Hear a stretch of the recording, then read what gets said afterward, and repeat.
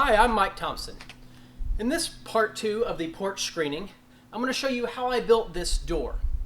The thing with this door is that nothing here is square. The only thing that's absolutely guaranteed in this project is that both sides of this jamb are parallel and plumb, because I put them in. The ground slopes one way, the roof slopes the other way, so I'm going to show you how I custom fit a door that works perfectly for a shape that's not square.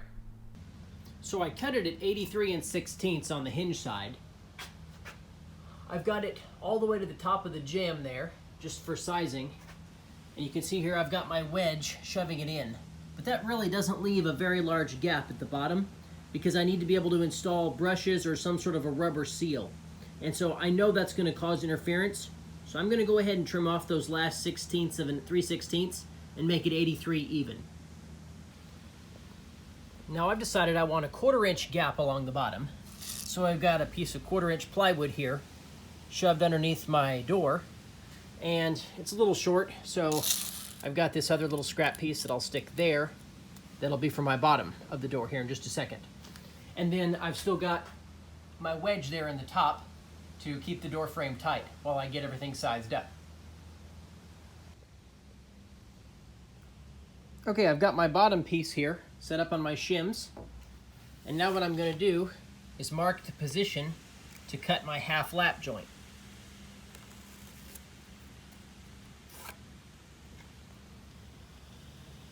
Right there. Okay? And while I've got this one in place, I'll mark the inside of the door frame for this. Okay. For the long door piece, I've got my sled set up, my table is extended, I've got a block here to support the end of that, and then it hangs off another 5 feet, but I've got a block clamped here on top of my wood so that it can't tilt up and out. I've got my blade aligned with my mark here. This is the most important cut. Start here and then just keep cutting curves that direction. Here we go. So I ended up doing it on the table saw. I didn't want to put my dado blade in though, because I don't want to cut a larger slot in my sled. So I just made a whole bunch of passes with my standard 5/32 kerf. So I just made a bunch of passes with my standard blade, and now I'll chisel all those out.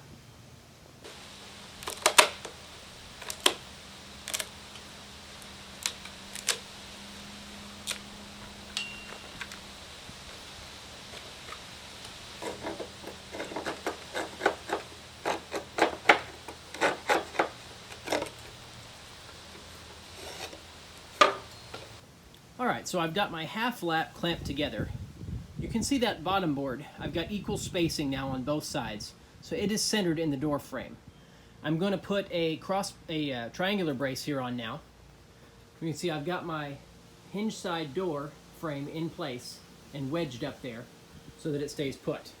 Now, of course, nothing is entirely straight, so the gap, you can see, varies as you go up a little ways. But it should be enough to swing. So now what I'm going to do is mount the hinges temporarily, put my brace on here, and we're going to test this door swing and make sure it doesn't hit the concrete out here.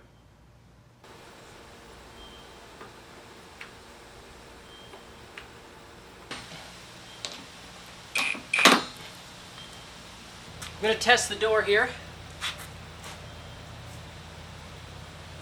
Oh, kind of like I was afraid of, it hits this corner of this secondary slab right there.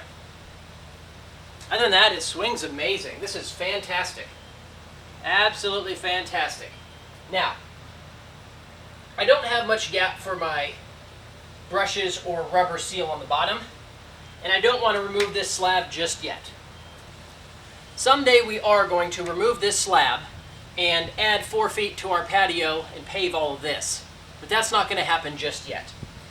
I don't really want to grind this down because it'll look worse than having this high spot. So I'm simply going to recut my lap joint on that and raise my door another 1/4 inch. That'll require a little bit more brush on the bottom, but that's really no big deal. So that's what I'm going to do. So So now it's a 1/2 inch above the bottom. Let me come in here, try not to trip on it. And it swings all the way back. Perfect.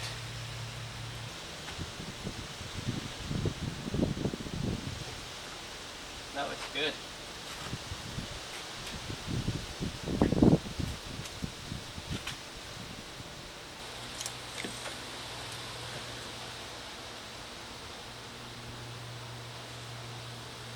$36, $35, and 7/16.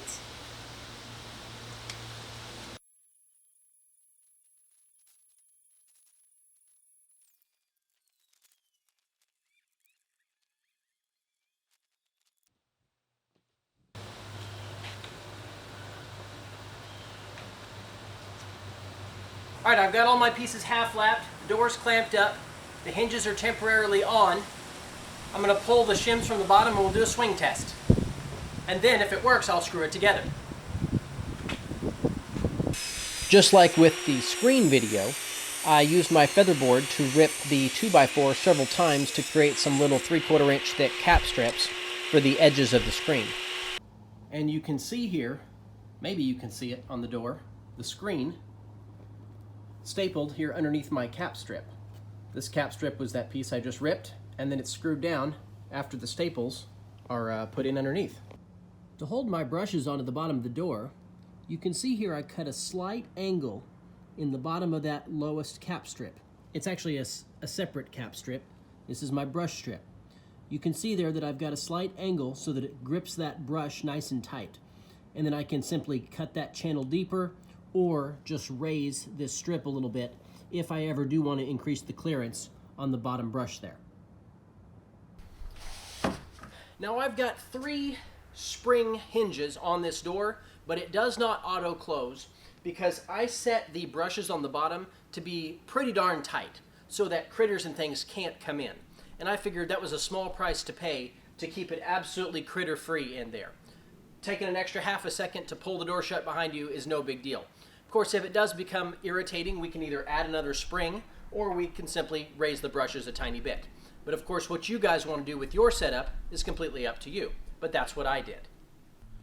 Well, you can see that really wasn't all that difficult. It's something you can certainly do yourself, just like this screen. Just don't be afraid to try. Go ahead and subscribe if you haven't already. I'm Mike Thompson, and thanks for watching. I really appreciate it.